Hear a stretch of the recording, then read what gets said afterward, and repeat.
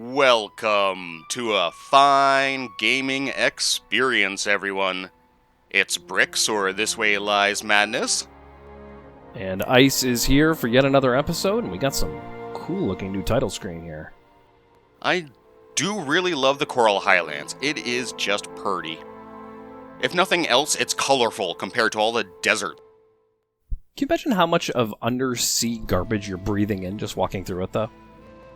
Well, that's why we have a giant skull on our head to filter through all that.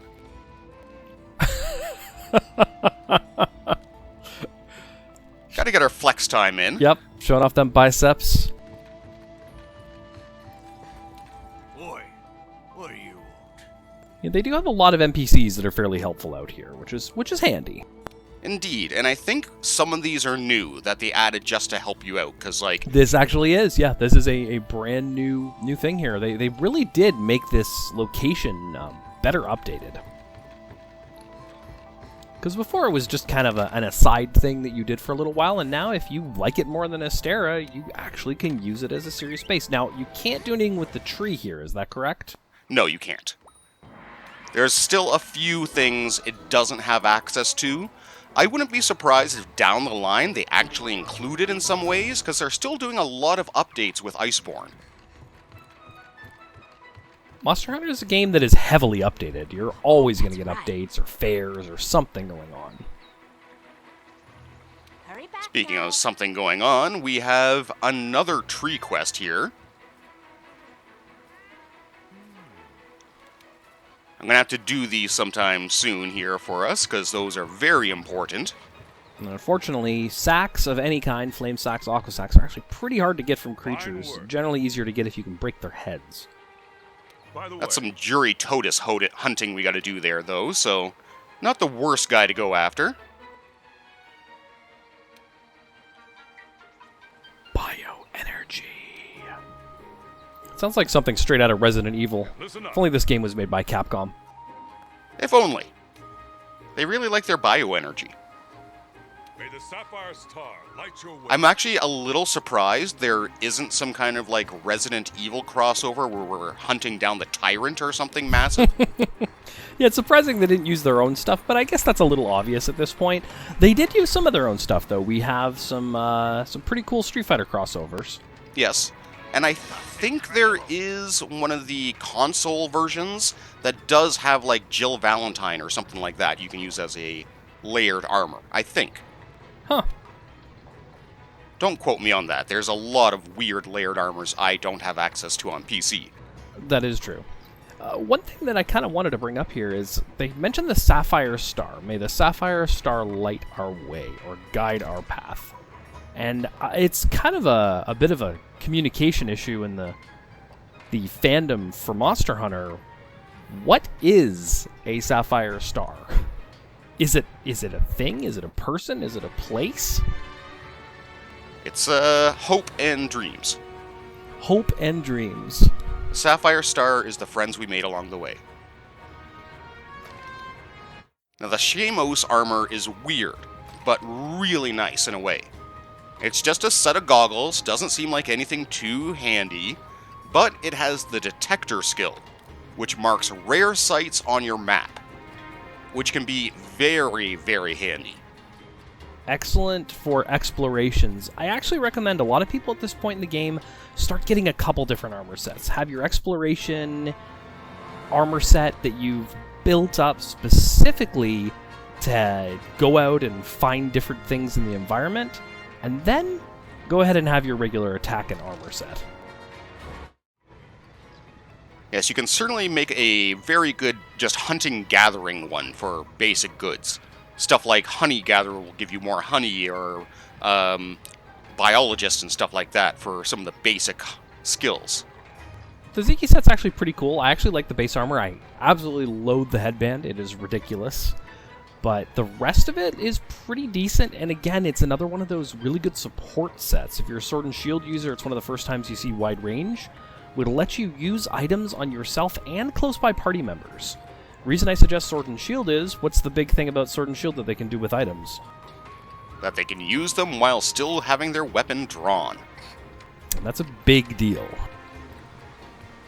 Yeah, Sword and Shield is kind of known as one of the big support roles just for that.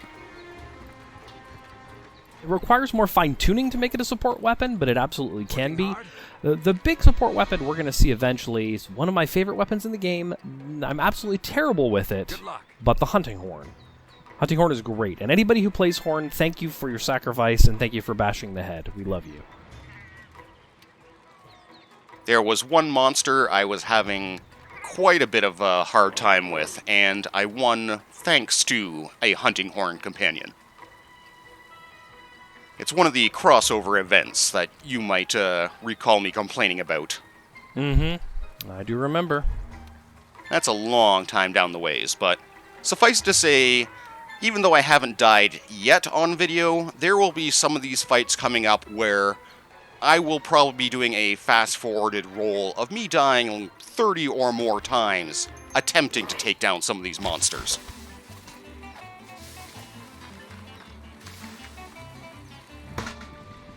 So much effort. Yes, especially from him. We haven't actually shown off the upgraded canteen, but I do like how you actually have different cooking things they'll do there. And of course they're doing it in sync, like teppanyaki chefs. That's awesome. Why would they put tempura and make teriyaki chefs? Hibachi. Hibachi is what it's called over here. You know, the ridiculous performers that also cook your food for you. They really had that tone to it. They don't do that at McDonald's. They don't. No, I do not suggest asking them to try.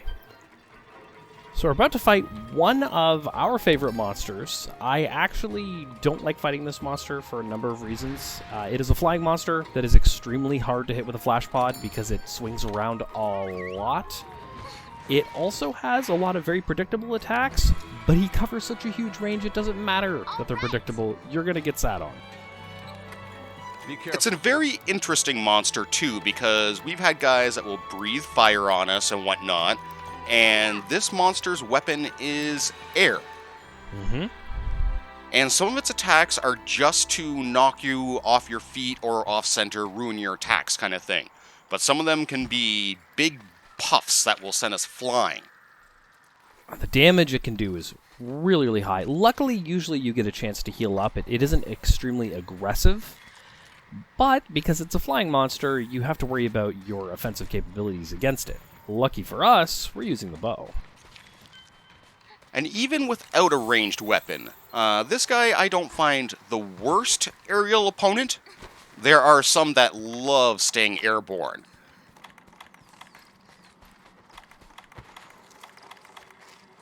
There's a reason why we talk about flash pods being as important as they are. And they give some free ones too, which is pretty nice. Normally we can only carry 3 flash pods, but EZ flash pods count as their own item, surprisingly. About the number of flash pods you can carry. One thing you can actually do in your quick menus if you set it up is you can actually prepare a recipe. And the recipe for flash pods is literally just flash flies. You just take the flash flies and turn them into pods, and then you're able to go ahead and shoot people with them. The great thing about that is that you can carry 10 of the starter ingredient and only 3 of the regular ones. So if you put the recipe on your quick bar, you can actually quickly go in the middle of a hunt and make a few more rather than having to go back to your original starting point and re-equip. That is another thing we haven't shown. You can actually go back in a mission if you're having trouble, change up your weapons and gear if you go into your tent. I've actually seen some speed runs where they will purposely change their weapons to take advantage of different phases of the fight.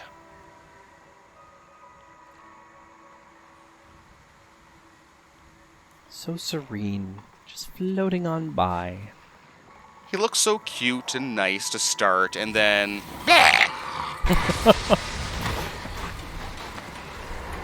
Well, there was like no actual animation in its mouth. It just all of a sudden was like... I love this creature. I just affectionately called him Pufferwump one day, and it stuck. Yep, this is the Pufferwump. Like most flying monsters, he does that really dumb dive, but that thing is extremely good at knocking you flat on your face. And he's interesting with his moves. Like, he has a set of moves very similar to what we saw from Puke Puke. He does his little jumping air claw there. He'll do charges back and forth. But this guy has a whole aerial mode, we'll see, when his neck puffs up. And that's his most dangerous time.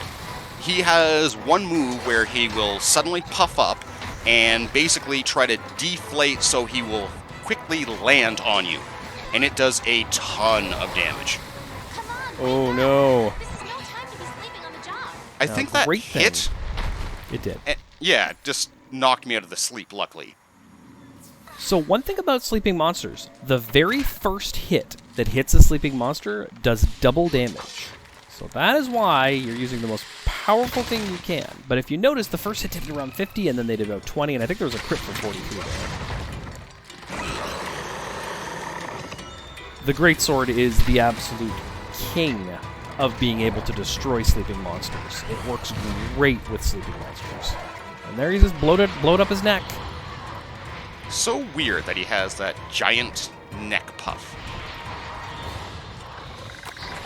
There we go. Ah, he had his head back, so it didn't quite work, but second time's the charm. And he also deflates, which is good. Oh, just out of range. It is one of the problems with guys like this that like to move around is the Dragon Piercer here that I do only has the ability to move so much. I can actually only turn maybe 30 degrees left or right from my initial shot. So if he runs to the side too much, I am completely screwed. There is a technique, I can't remember exactly how to do it, but there is a way to turn even further while in Dragon Piercer, and I can't quite remember how to do it. I'm sure there are videos up online, but there's a way you can increase your radius of turning. I still think it's only about 90 degrees, though. This area gets to show off some of the more vibrant parts of the Coral Highlands. There's little conch shells we can harvest up here for more ingredients at the canteen. Mm-hmm. Tasty abalone. Not just abalone, super abalone. Super abalone! And those who are not fans of Iron Chef or who do not know much about Japanese cuisine, abalone is kind of like a big, fat, swollen sea snail. Breakfast of champions. I don't think it's a breakfast. It could be. And I caught one of those flying jellyfish.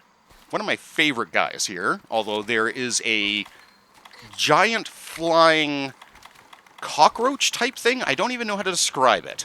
If you look in some of the higher areas, you'll see them flying about here, and they are very difficult to catch.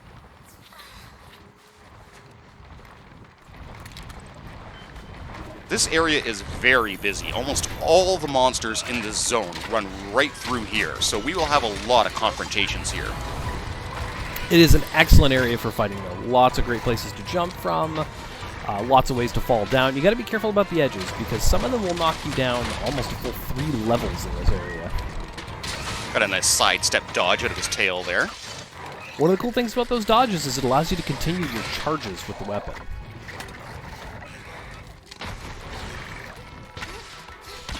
I was going to say, the bow is excellent at continuing the attack, as long as you monitor your stamina. You're playing it pretty close with that stamina here, but you do know what you're doing. And he's kind of focusing on my Palico right now, so... Ooh, just in time.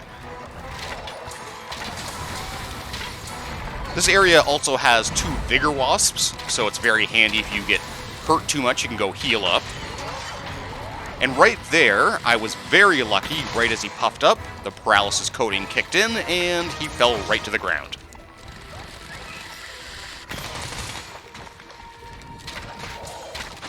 Lots of ways to deal with him. And as you were mentioning, you can sidestep there to build up your charge meter, and you can actually sidestep a little bit faster to charge up than you can just sitting there charging your attack, but it's harder to position yourself right. It is. This is a weapon that has got a very, much like Sword and Shield, has a very high skill cap, but is excellent even if you're just learning. Now, I can't remember if these two have an interaction, do they? They don't. Now, I want to say that Tzatziki hunts the birds here, but Palomu is actually an egg eater as well. You never actually see him do any egg hunting like we get from Kulu, but he's not the most aggressive creature, despite what that initial floating animation would show. Got the other wing now. One thing I love with this shot is that it's very easy to break multiple parts since it goes through the whole creature at once.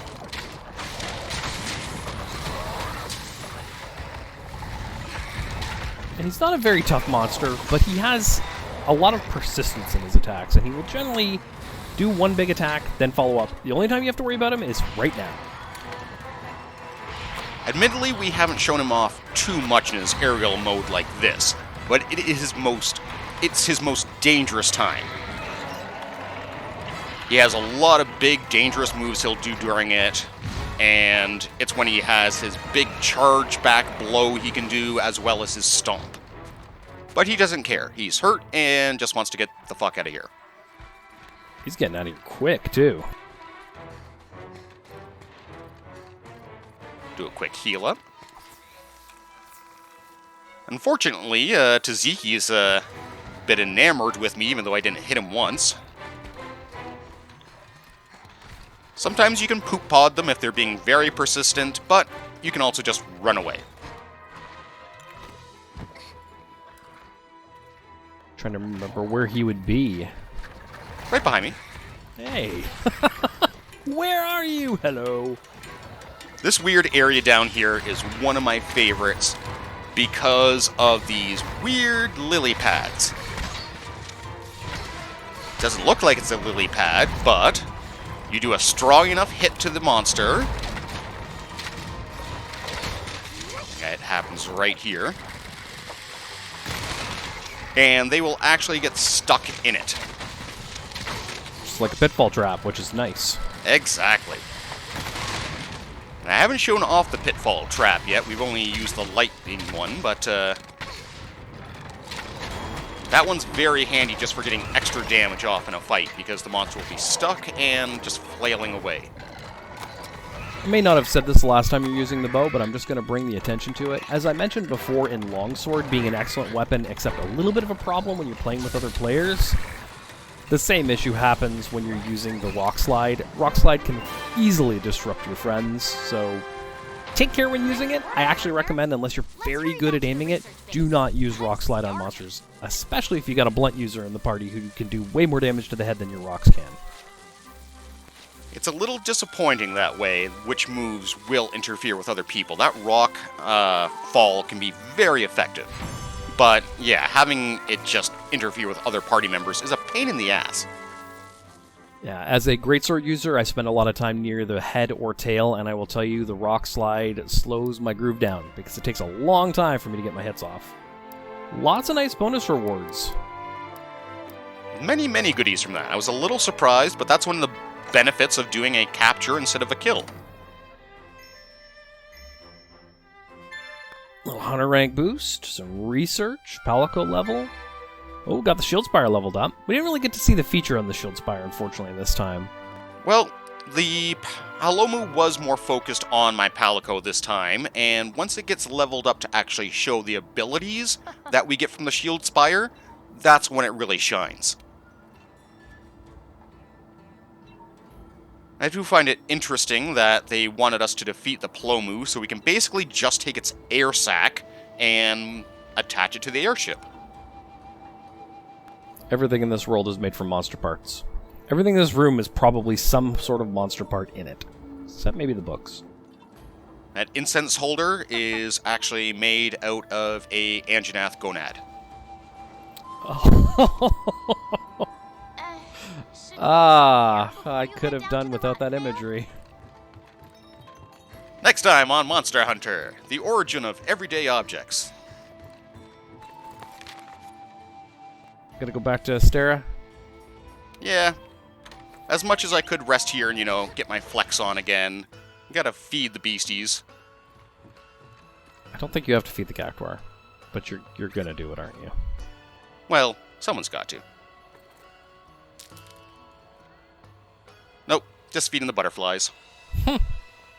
But next time we go to your favorite area. Oh, cannot wait. Plenty of complaints to be had by everyone, I'm sure, but I absolutely love the Rotten Vale. And I will be showing off the easy way to deal with the environmental hazard when we get there. But that'll be happening next time, and I hope you all join me for that. And take care, all.